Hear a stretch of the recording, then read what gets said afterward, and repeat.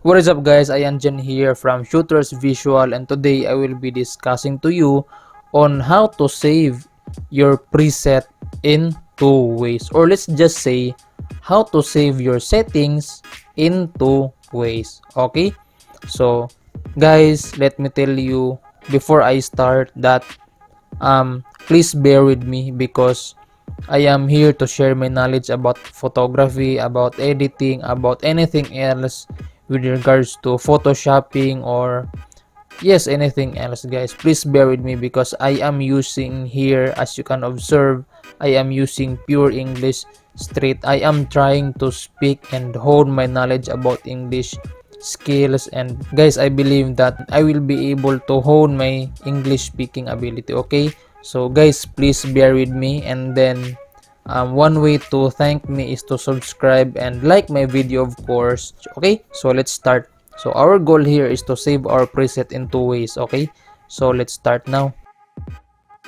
This image I took is, I think this is on December 23, 2022, if I'm not mistaken. Anyway, this is my shot from pre-debut. Okay, this was my friend also. The gear that I use here is my Fujifilm X-T20, and then mounted, the lens mounted here was my Meike 35mm f1.7, and as you can see here, there is a 28mm here, which is not actually the 28mm because I forgot to change my settings.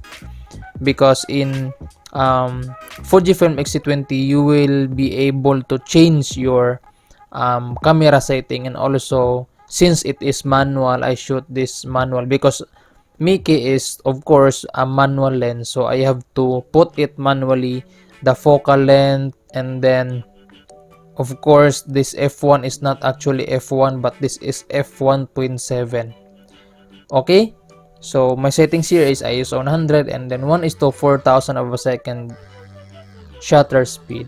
So anyway, let's just start on how to save our preset in two ways. So for example, you have your raw photo here, and you will now start editing your raw photo. So I think for me, warmer is of course the best. Okay, so let me just edit this photo before I will go to a saving of setting. Okay, so yes, I will now start.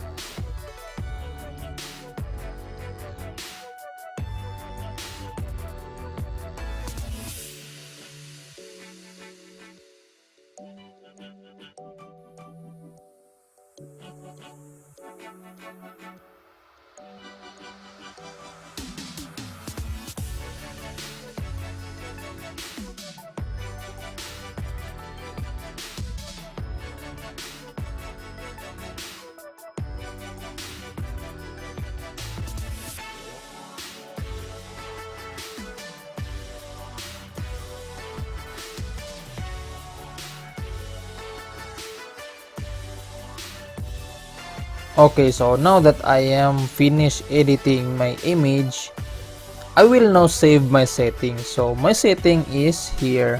Okay, so as you can see here, the basic, the tone curve, detail. Anyway, my detail here is always on 100%. This is 100. So this is your settings here, found in these panels. Okay, so how are you going to save that?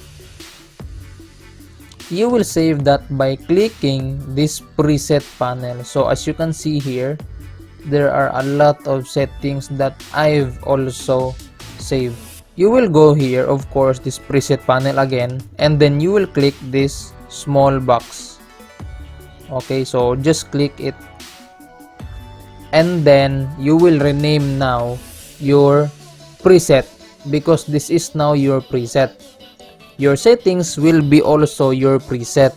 Okay, so I hope that's clear to you guys. Okay, so for instance, let's just say that you will rename this as cinematic. Okay, so let's just put the example that we rename this as cinematic. Okay, so let's just click OK. Okay, so you have now a cinematic preset. So that's one way. And as I've said earlier, that we have two ways to save. Now, what is the way number 2? Go here. Okay, this small, I think this is this small lines or small dots. Okay, so anyway, just click that and then you will find here save settings. Okay, so you will save your settings now. So do not remove something or add something here. Just disregard that. Just click save.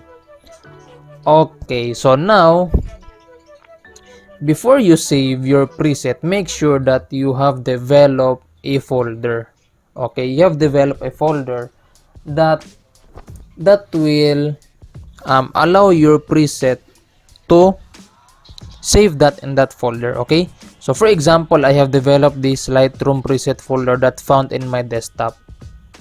Okay, so you will save it here in this Lightroom preset. So for example, let's just say that, okay, so let's rename it to cinematic. So that is the second way, or not step, I mean disregard that step, but that is the second way to save your preset. Okay, so every time that you open an image, this will automatically be clickable. So for example, let's cancel this image. Okay, so let's just say that we have opened different image. Okay, so let's say for instance this image here. Okay, so let's just say that this is your raw. Okay, so this is my raw image, guys. Okay, so now I want to apply my settings. Okay, I want to apply my settings that I set earlier. So how are we going to do that? So let's just go to this preset panel and then just select this cinematic where you save your settings. So just click once or click twice. So you will now wait. Okay, so this is just loading. So you will just wait that your preset will be applied in this image. Okay, so now it is applied. And of course, your preset does not fit to all of your images. So you will have now to tweak again. Okay, so for example, the exposure, because of course it was obviously underexposed, and of course the tint I mean, so I think we have to remove that tint. I think the temperature is not that good, and of course this is good. This is actually I expected. Okay, so of course your editing depends on your eyes. Okay, so for me this is appropriate. I have less effort in tweaking this settings. Okay, the vibrance, saturation, curves. Okay, so it will automatically be set depending what settings you save. Okay, so the second way to apply your preset is to click here and then load settings. Okay, so just go to desktop where you save that preset or your settings. So here in my case, I have saved the preset here, the Lightroom preset folder, this cinematic. I will just click that, double click or click once and then open. So you will have just to wait. Okay, so this is now your preset, and of course obviously it is underexposed, so I will set this and remove tint, remove that tint, and then temperature will go back to 0. I think this is appropriate. Okay, so I have now my preset. Okay, so I will just pump this a bit since my image is, I think I look underexposed. Okay, so this is now my edited image. So this is now my final image. So when making a preset or when making a settings, this makes your work effortless, because of course obviously I just tweak the exposure, the tint, and temperature. So when I have those settings, I do not have to control my contrast again, highlights, shadows, whites, blacks, clarity, and even this panel here, even these settings. So basically, I have effortlessly edited my image. Okay, so as you can see here, sharpening is, this is my settings. Okay, but anyway guys, this your preset doesn't apply to all of your images. So you will do some, of course, some tweaking, but when you don't save your settings, it will require you more effort. Okay, so that is the very most important part when you are editing or when you are making a preset on your image.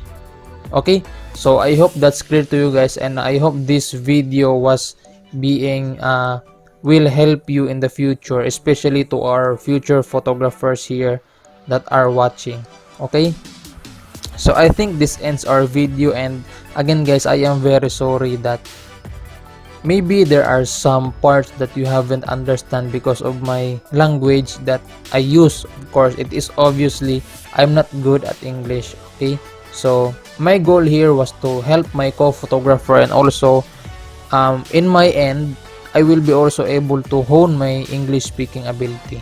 Okay, so I think that's all, and please guys, please, I am begging you to subscribe and like my video, of course, to have YouTube this recommendation also to others. Okay, so the beginner photographer might see this and will help them, will help their work, no, to become easy and to, of course, to have ease. Okay, so thank you so much for listening and watching.